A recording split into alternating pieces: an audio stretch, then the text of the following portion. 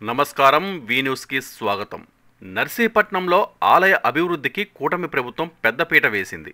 రూపాయలు 60 లక్షల నిధులతో ఆలయాల పునర్నిర్మాణ పనులకు ఘనంగా శంకుస్థాపన జరిగింది. పూర్తి వివరాల్లోకి వెళితే, కూటమి ప్రభుత్వం అధికారంలోకి వచ్చిన తర్వాత ప్రజా సంక్షేమంతో పాటు దైవ కార్యక్రమాలకు ఆలయ అభివృద్ధికి అత్యంత ప్రాధాన్యత ఇస్తుంది.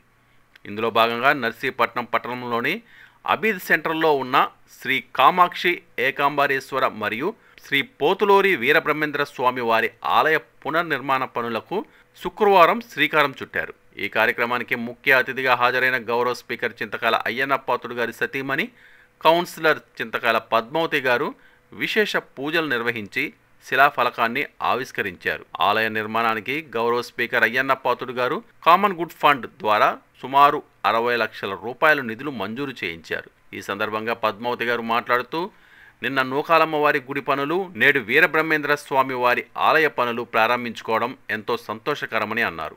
నిధులు మంజూరుకు చేసిన సీఎం చంద్రబాబు నాయుడు గారికి, స్పీకర్ అయ్యన్న పాత్రుడు గారికి ఆమె కృతజ్ఞతలు తెలిపారు. పనులు త్వరితగతిన పూర్తి చేసి భక్తులకు అందుబాటులోకి తేవాలని కమిటీ సభ్యులకు సూచించారు.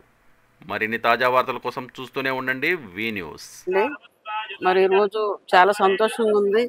ఎందుకంటే కూటమి ప్రభుత్వం వచ్చిన తర్వాత అభివృద్ధి కానీ సంక్షేమం కానీ వదలకుండా ఇలాగ టెంపుల్స్ కూడా ప్రిఫరెన్స్ ఇవ్వడం జరుగుతుంది. ఈరోజు వీరబ్రహ్మేంద్ర స్వామి గుడి శంకుస్థాపనకి రావడం జరిగిందండి.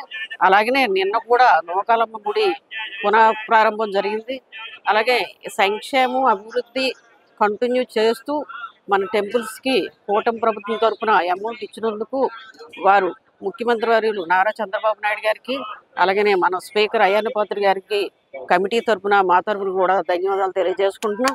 మరి అదేవిధంగా ఆ స్వామివారి ఆశీస్సులు అందరికీ ఉండాలని, అలాగే కమిటీ సభ్యులు కూడా చక్కగా ఈ టెంపుల్స్ని, ఆ టెంపుల్ కూడా ఈ టెంపుల్ కూడా త్వరతంగా పూర్తి చేయాలని చెప్పి కోరుకుంటూ, అలాగే ఆ స్వామివారి ఆశీస్సులు అందరిపై ఉండాలని చెప్పి కోరుకుంటూ, మరొకసారి ఈ అవకాశం ఇచ్చినటువంటి కమిటీ సభ్యులందరికీ ధన్యవాదాలు తెలియజేసుకుంటూ సెలవు తీసుకుంటాం.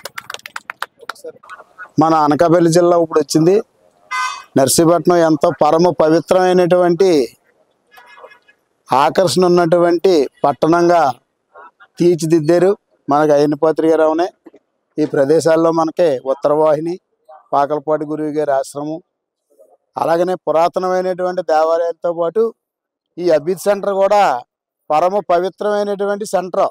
ఎందుకంటే నగరం నడిబొడ్డులో ఉన్నటువంటి స్థలం అయినప్పటికీ ఊరికి దూరంగా ఉండాలని పొలిమేరలోను నూకాలమ్మ వారి విగ్రహాన్ని కట్టారు. తర్వాత ఇదంతా పట్టణం అయిపోయింది. నూకాలమ్మ విగ్రహం దగ్గర తర్వాత షిరిడి సాయిబాబా దేవాలయం, అలాగనే అత్యాధునికంగా నిర్మించినటువంటి అయ్యప్ప స్వామి దేవాలయం, ఇలాంటి నడిబొడ్డుని కలియుగ ప్రత్యక్ష దైవం వెంకటేశ్వర స్వామి కాగా, ఇంకా అతను జీవ సమాధిలో ఉండి కాలజ్ఞానాన్ని రాసినటువంటి ప్రముఖ వ్యక్తి వీరబ్రహ్మేంద్ర స్వామి వారు ఈ నగరం నడిబొడ్డిన ఈ దేవాలయాన్ని నిర్మించి, దాంతో దేవాలయం వీరబ్రహ్మేంద్ర స్వామి దేవాలయంతో పాటు ఒక్కటే దేవాలయం ఉండదు కాబట్టి అతనికి ఏకాంబరేశ్వరుడు అనమాట. బ్రహ్మంగారి గుడి ఎక్కడుందో అక్కడ శివాలయం ఉండాలనేటువంటిది వాస్తు ప్రశస్తి. తర్వాత అమ్మవారి కంచి కామాక్షిదేవి. కామాక్షి విశ్వబ్రాహ్మణులకే కాక అందరికీ కూడా వెలవెల్పు. కామాక్షి మాతకి కోరి ఆవిడికి నమస్కారం చేస్తే మన మనసులో ఉండేటువంటి కోరికల్ని ఈడేరుస్తుంది. కాబట్టి ఇటువంటి 3 విగ్రహాలతోటి అత్యాధునంగా ఇక్కడ మళ్ళీ దేవాలయాన్ని పునర్నిర్మాణం చేయడానికి ఇక్కడికి మనం మళ్ళీ శంకుస్థాపన చేసాం. దీనికి పద్మావతి గారు వచ్చారు. ఈ దేవాలయాన్ని ఇంకా బాగా అభివృద్ధి చేయాలని మా కమిటీ తరపుని అందరమే కూడా కోరుతున్నాం. ప్రజలందరికీ కూడా వీరబ్రహ్మేంద్ర స్వామి, కామాక్షి మాత, ఏకాంబరేశ్వర స్వామి తాలూకా ఆశీస్సులు ఉండాలని కోరుతున్నాం. అందరూ చెప్పండి ఒక 9 సార్లు. ఓం నమ శివాయ, ఓం నమ శివాయ, ఓం నమ శివాయ, ఓం నమ శివాయ, ఓం నమ శివాయ, ఓం నమ శివాయ, ఓం నమ శివాయ, ఓం నమ శివాయ. ఈ మంత్రం ఈ కలియుగంలో పాపాలన్నీ కూడా హరించే మంత్రం అన్నమాట. పంచాక్షరి మంత్రం వీరబ్రహ్మేంద్ర స్వామి వారు కాలజ్ఞానంలో చెప్పారు. నమశివాయ ఆ అక్షరంలో రాముడు ఉన్నాడు, కృష్ణుడు అనేటువంటి శబ్దం ఉంది.